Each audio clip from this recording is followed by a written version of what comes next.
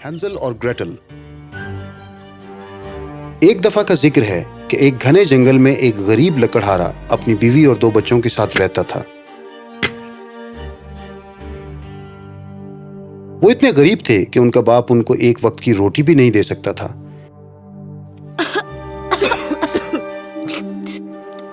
उनकी माँ एक बीमारी की वजह से मर गई।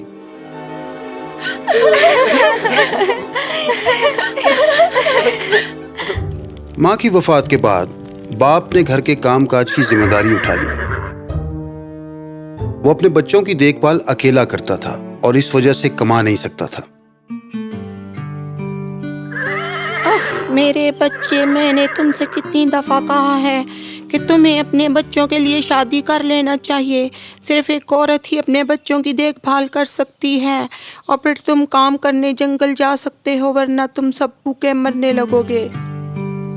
मेरा ख्याल है कि वो ठीक कहती हैं, मुझे अब शादी कर लेनी चाहिए। आखिरकार उसने शादी कर ही ली। शादी के बाद वो और उसके बच्चे खुश थे।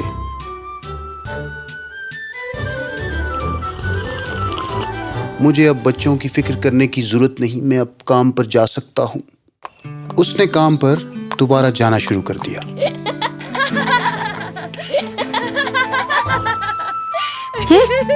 आ जाओ, खाना तैयार है। हैंजल और ग्रेटल खाने की मेज की तरफ भागे और उन्होंने खाना शुरू कर दिया। क्या मुझे और मिल सकता है सुतेली माँ? मेहरबानी होगी। नहीं, मैं तुम्हें और नहीं दे सकती। लालची बच्ची, तुम बस हर वक्त खाना और खाना ही जानती हो। भूखे बच्चों को खाना देने की बजाय उसने दलिए से भरा हुआ बाउल खुद से खा लिया। ग्रेटल, ये लो। मगर हैंजल, तुम क्या खाओगे? मुझे ये नहीं चाहिए। मुझे आज भूख नहीं ग्रेटल, ले लो। हैंजल ने अपना तमाम खाना ग्रेटल को दे दिया। शुक्रिया भैया। हैंजल अपनी सौतेली माँ के सख्त रवैये की वजह से बहुत उदास था। वो अक्सर अपनी माँ को बहुत याद करता था। वो अक्सर आसमान पर देखता रहता और अपनी माँ को सितारों में तलाश करता रहता। अम्मी, आपकी याद आ रही है। काश आप वापस आ जाए और हमें फिर से प्यार करें। हैंजल।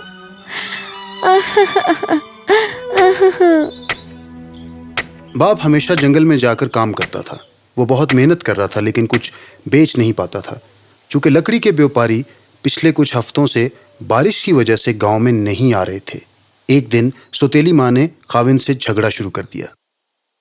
तुम्हारे बच्चे हर वक्त खाना चाहते हैं।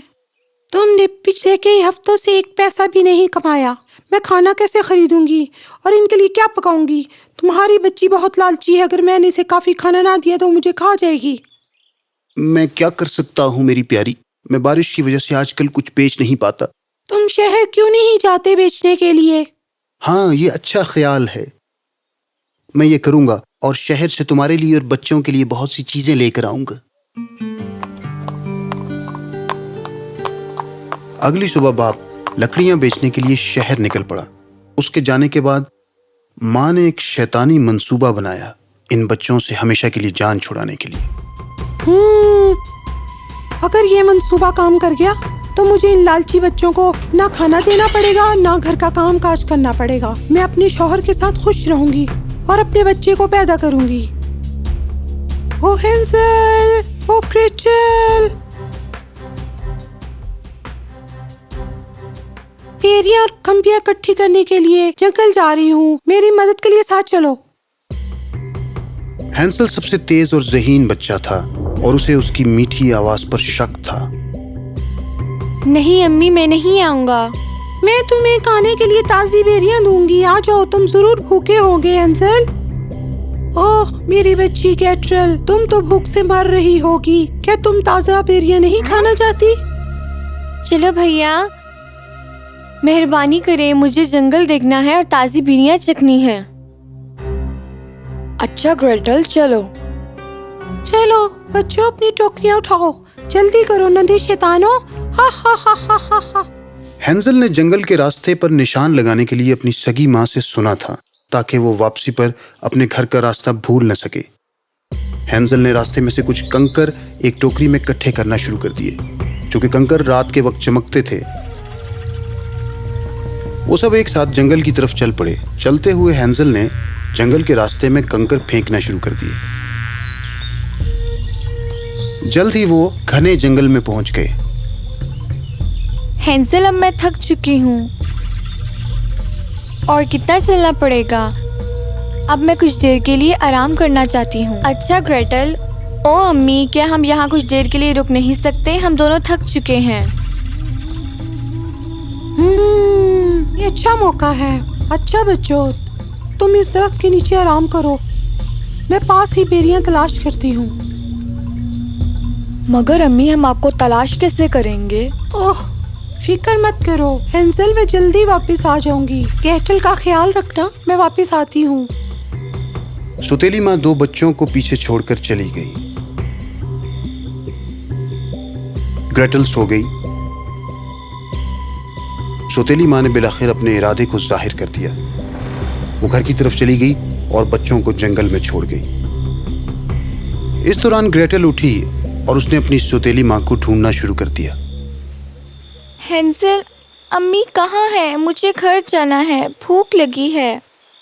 ओ माँ, तुम कहाँ हो सौतेली माँ? फिक्र मत करो ग्रेटल, हम यहीं रुकते हैं, वो जल्द वापस आ जाएंगी। एक बंदर दरख्त से नीचे उतरा। उसके हाथ में कुछ फल था। बंदर ने वो फल उन्हें पेश किया। ओह, कितने अच्छे हो तुम बंदर। उन्होंने वो फल एक साथ खाया। सौतेली माँ जब बीच रास्ते के पहुंची तो उसे कंकरों की एक लकीर दिखाई दी। ओह, ये चालाक हैंजल कुछ कंकरियां छोड़ गया है। कितना समझदार। मैं ये निशान मिटा दूंगी। उसने वो कंकर एक दूसरे रास्ते पर डाल दिए, उन्हें गुमराह करने के लिए। अब तुम अपनी जिंदगी भर का सबक सीखोगे, चालाक बच्चों। हा हा हा हा हा।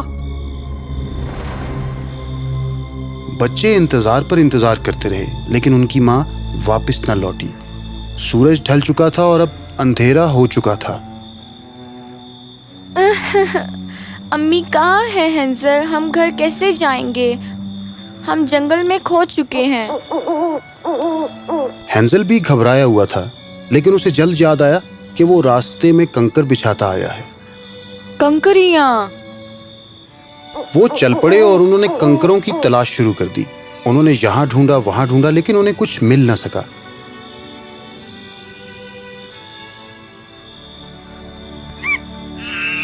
उसी लम्हे दरख्त पर से एक बंदर नीचे उतरा और उसने हैंजल का हाथ पकड़ा और उसको कंकर दिखाए। वो कंकर चांद की रोशनी में चमक रहे थे। रो मत ग्रेटल, अगर अम्मी ना भी वापस आई, मुझ पर भरोसा रखो, मैं तुम्हें घर ले जाऊंगा। चलो चलते हैं। वो चलते और चलते चले गए और रास्ता खो चुके थे। कंकर भी गायब हो चुके थे और कंकर नजर नहीं आ रहे थे, मगर सिर्फ अंधेरा था और आगे घना जंगल। कंकर कहाँ गए?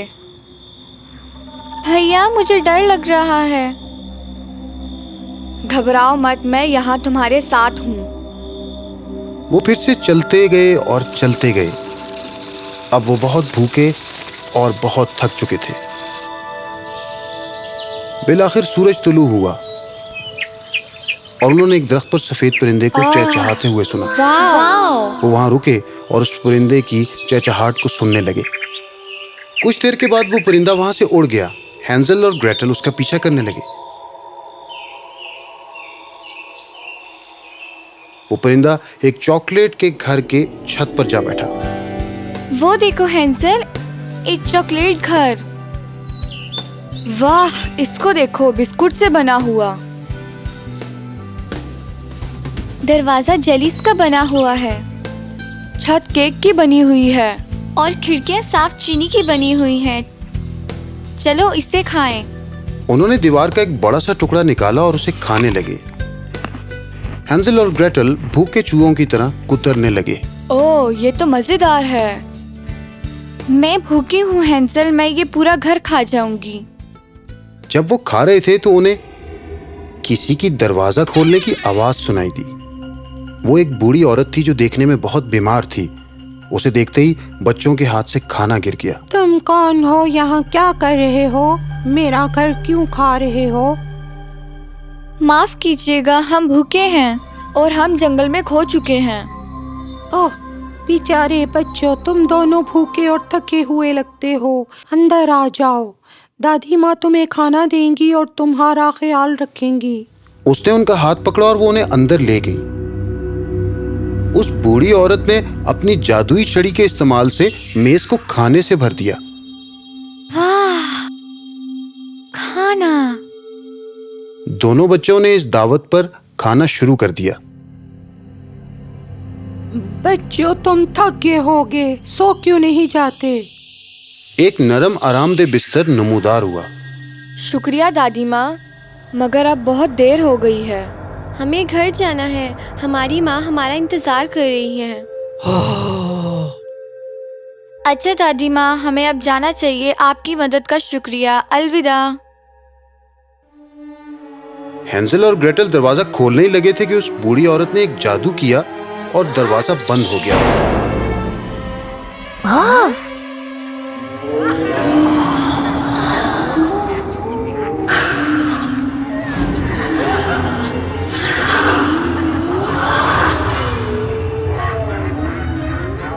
वो बूढ़ी औरत एक खौफनाक चुड़ैल में तब्दील हो गई। उस चुड़ैल ने जादू किया और हैंजल को एक पिंजरे में बंद कर दिया। छोड़ो मुझे, छोड़ो मुझे। हैंजल, हैंजल। चलो छोटे बच्चों, मोटे हो जाओ, मैं जल्द तुम्हारा खाना बनाऊंगी। तुम सुस्त हड्डी इधर आओ और घर का काम करो। चुड़ैल की नजर कमजोर थी तो उसने ग्रेटल को अपनी नौकरानी बना लिया। चुड़ैल ने उसको इतना खाना खिलाना शुरू कर दिया जितना वो खिला सकती थी, ताकि वो मोटा हो सके। इस दौरान सौतेली माँ वापस घर पहुंची और अपने खाविंद को वापस वहां पाकर उसे धचका लगा। तुम कहाँ थी और बच्चे कहाँ हैं? मैं मुझे बताओ कि क्या हुआ प्यारी, बच्चे कहाँ हैं? सौतेली माँ अपने किए पर बहुत शर्मिंदा थी और उसने उसे अपने जुल्म के बारे में बताया। मुझे यकीन नहीं होता कि तुम ऐसा भी कर सकती हो। तुम माँ बनने के काबिल नहीं हो। मुझे बच्चों के लिए अफसोस है, मगर अभी भी देर नहीं हुई। चलो जंगल जाएं और उन्हें ढूंढें। अच्छा चलो। ओ हैंजल। वो दोनों अपने बच्चों की तलाश में ग्रेटल। जंगल की तरफ निकल पड़े। ओ हैंजल। हर दिन चुड़ैल पिंजरे के पास जाकर हैंजल को देखती थी। हैंजल, अपनी उंगलियां मुझे दिखाओ, मैं महसूस करूं तुम कितने मोटे हो गए हो। हैंजल बहुत चालाक था। ये जानते हुए कि चुड़ैल की नजर कमजोर है, वो उसे अपनी उंगलियों की बजाय मुर्गी के पंजे दिखाता था। हैंजल, तुम मोटे क्यों नहीं होते? बेवकूफ लड़के, मैं तुम्हें मजीद खाना खिलाऊंगी। मैं इस बेवकूफ लड़के को खा जाऊंगी। मैं मजीद इंतजार नहीं कर सकती, भूख से मर रही हूँ। ग्रेटल ने उसे ये कहते हुए सुना और डर गई। ए खुदा, मेरे भाई को बचा लो। मुझे अब कुछ करना होगा। मैं अब ये नहीं होने दूंगी। चुड़ैल अब मजीद इंतजार नहीं कर सकती थी। उसने एक बड़ी सी हांडी में पानी उबालना शुरू किया, सूप बनाने के लिए। ग्रेटल को यह पता लग चुका था कि चुड़ैल अब हैंजल को खा जाएगी। इधर आओ छोटी लड़की, आग जलाने में मेरी मदद करो। मगर मैं नहीं जानती कैसे करना है। मैं ये खुद कर लूंगी। चुड़ैल लकड़ियों को आग लगाने लग पड़ी। जो ही वो लकड़ियों को जलाती गई, बड़े शोले भड़कना शुरू हो गए। इन भड़कते हुए शोलों को देखकर ग्रेटल को एक बात सूझी अपने भाई को बचाने ये के लिए। फरार होने का आखिरी मौका है, मुझे कोशिश करनी होगी। वो भागी और उसने उस बुरी चुड़ैल को पीछे से जोरदार धक्का दिया। चुड़ैल उस आग में जा गिरी और ग्रेटल ने लोहे का दरवाजा बंद कर दिया।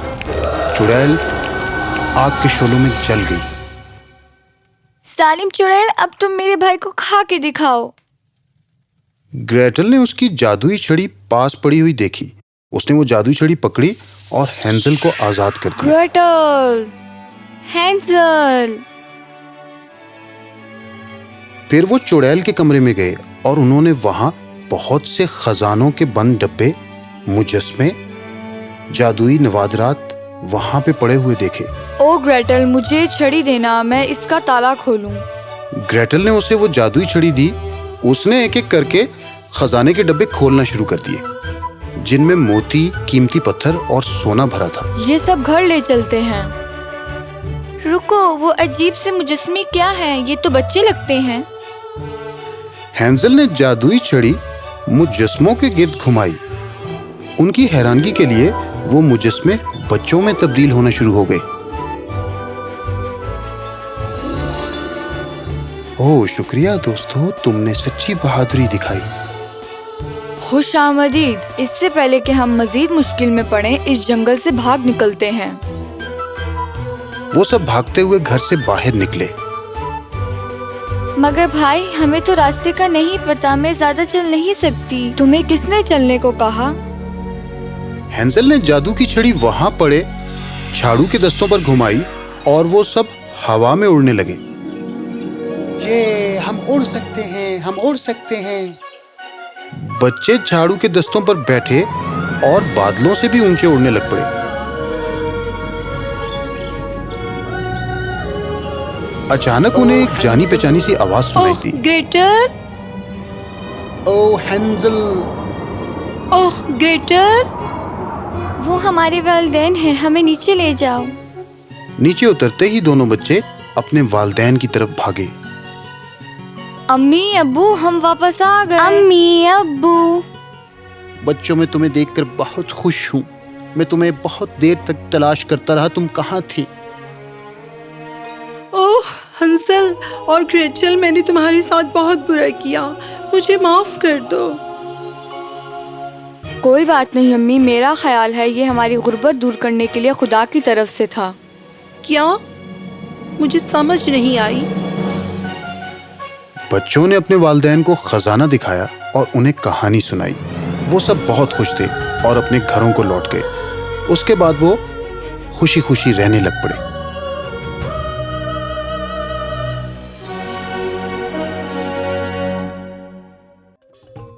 जय को फलीदार पौधे का तना।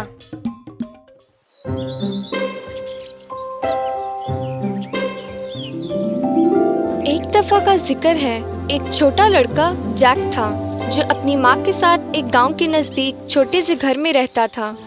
उनका कोई जरिया आमदन नहीं था। वो गुजारा करने के लिए अपना सब कुछ बेच चुके थे।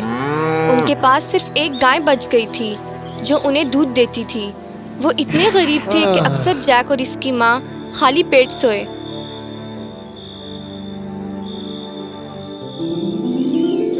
जैक हर सुबह गाय का दूध दोहता था, लेकिन गाय को दूध देने के लिए चारा चढ़ना होता था और इनके पास पैसे नहीं थे। तो जैक की माँ ने कुछ सोचा। वो जैक के पास गई और इसे उसके वाहिद गाय बेच डालने को बोला। जी ठीक है अम्मी। जैक गाय बेचने के लिए बाजार गया और रास्ते में उसे एक दिलचस्प बूढ़ा आदमी मिला। सुबह बखैर जैक। सुबह बखैर। तुम इस गाय को कहाँ लेके जा रहे हो छोटे बच्चे? मैं बाजार जा रहा हूँ इस गाय को बेचने के लिए। ओ बच्चे, तुम्हें इसके लिए ज्यादा दूर जाने की जरूरत नहीं है। मुझे गाय दे दो, मैं इसे खरीद लूंगा। आप मुझे मेरी गाय के बदले में क्या दोगे? तुम जैसे अच्छे बच्चे के लिए मेरे पास अच्छा सौदा है। और वो क्या है? मैं तुम्हें अपनी 5 जादुई फलियां दूंगा। जैक बहुत उलझा हुआ था। ये फलियां तो मामूली नहीं लगती। वो फलियां गैर मामूली तौर पर अजीब लग रही थीं।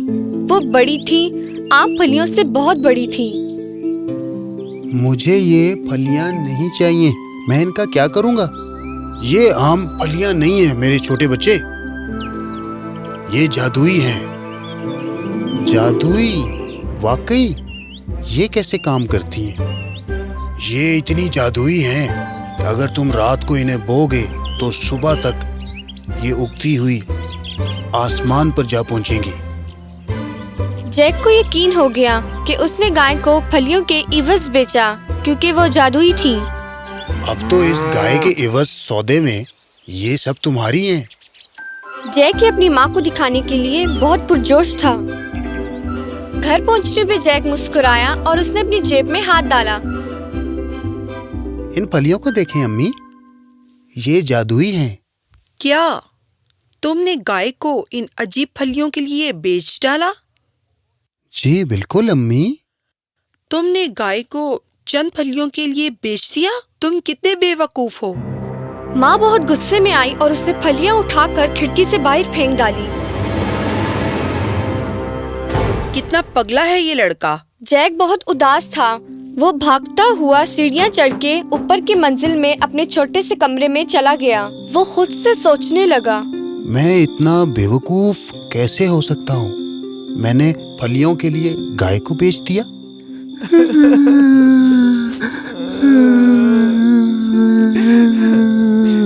वो बिस्तर पर रोया और रात का खाना खाए बिना ही गहरी नींद सो गया।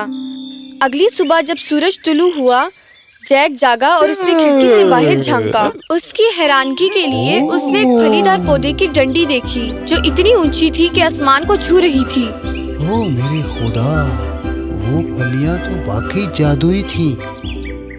उसने इस फलीदार पौधे पर चढ़ने का फैसला किया। फलीदार पौधा ऊपर से ऊपर जाता गया, यहाँ तक कि वो आसमान को छूने लगा। बेचारा जैक चढ़ता और चढ़ता गया, यहाँ तक कि बिल आखिर उसे बादल तैरते हुए नजर आए। ये तो कमाल है। यहाँ ऊपर से तो हर चीज कितनी छोटी दिखाई देती है। वो थोड़ा सा और ऊपर चढ़ा तो एक बड़े सुनहरी दरवाजे पर पहुँच गया जो सूरज की किरणों से चमक रहा था। वाह! वो जो ही आगे बढ़ा तो वो खुल गया। ये आसमान में एक बादशाहत थी, ये जादुई थी। जैक इस बादशाहत का हुस्न देखकर रौबज़दा हुआ। वो जो ही बादशाहत में दाखिल हुआ, उसने एक डरावना देव देखा जो कुर्सी पर सो रहा था। जैक फलीदार पौधे चढ़ने के बाद बहुत भूखा था, तो वो अंदर गया और बावर्ची खाने का रास्ता ढूंढने लगा। उसने बावर्ची खाने में कुछ ताज़ा फल और दूध पड़ा देखा। जो ही वो उन्हें पकड़ने लगा, उसे एक ऊंची आवाज सुनाई दी। हाँ, वो क्या आवाज है? जैक खौफजदा हो गया। वो एक छोटे सुराख के अंदर छुपने के लिए भागा। फी फाई फू फुम, मुझे एक आदमजात के खून की बू आती है। चाहे वो जिंदा हो या मुर्दा, मैं उसे ढूंढूंगा, खा जाऊंगा। रोटी पर एक पके हुए इंसान से बेहतर क्या हो सकता है? मजेदार। देव को कोई आदमी जात नजर न आया, तो उसने मेज पर पड़ा अपना खाना खाया।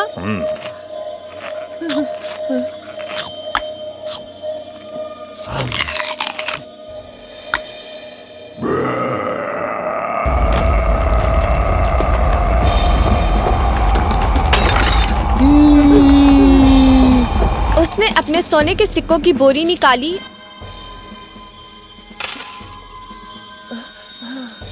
उन्हें गिना और मेज पर रख दिया।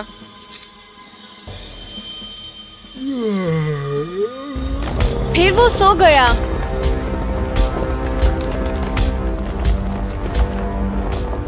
जैक चुपके से अपनी जगह से बाहर निकला और उसने सोने के सिक्कों की बोरी हासिल करने का फैसला किया, ये सोचते हुए कि माँ उससे दोबारा खफा नहीं होगी।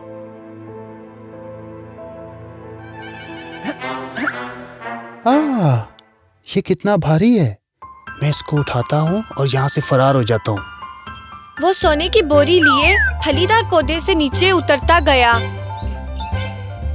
वो घर पहुंचा और अपनी माँ को सिक्के दिए।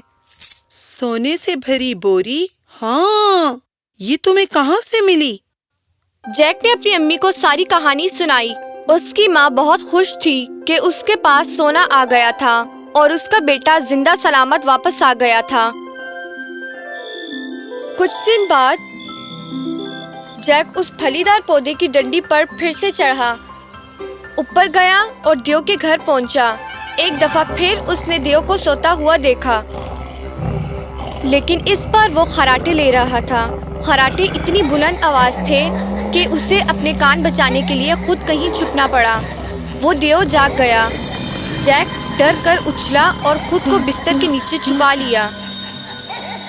फी फाई फू फुम, मुझे एक आदमजात के खून की बू आती है। चाहे वो जिंदा हो या मुर्दा, मैं उसे ढूंढूंगा और खा जाऊंगा। रोटी पर एक पके हुए इंसान से बेहतर क्या हो सकता है? मजेदार।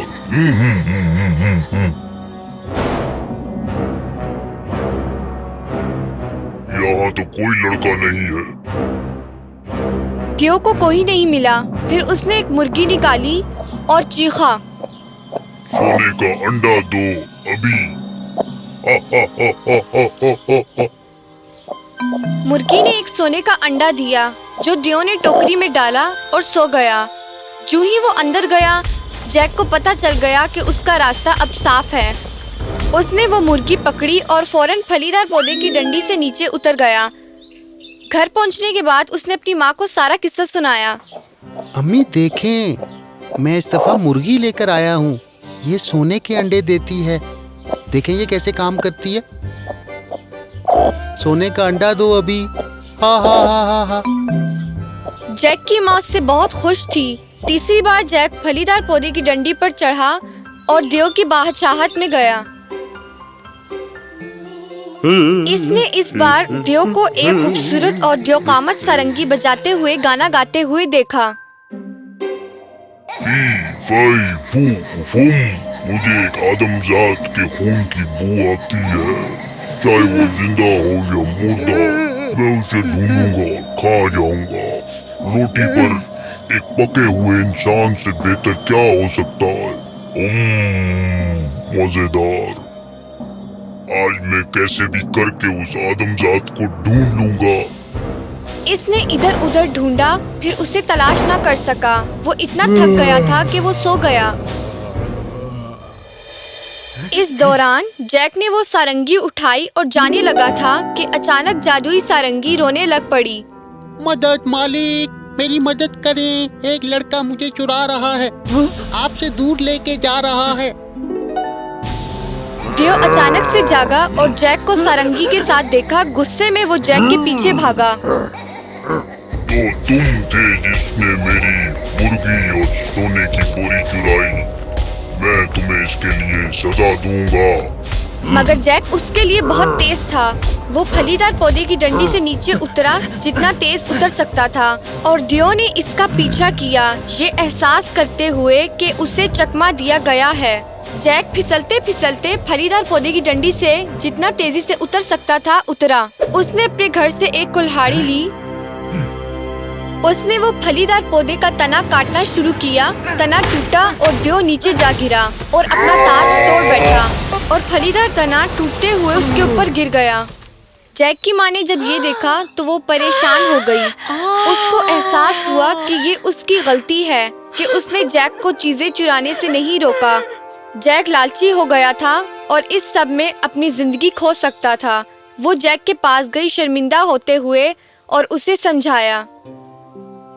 जैक, मैं शर्मिंदा हूँ कि मैंने तुम्हें चीजें चुराने की इजाजत दी।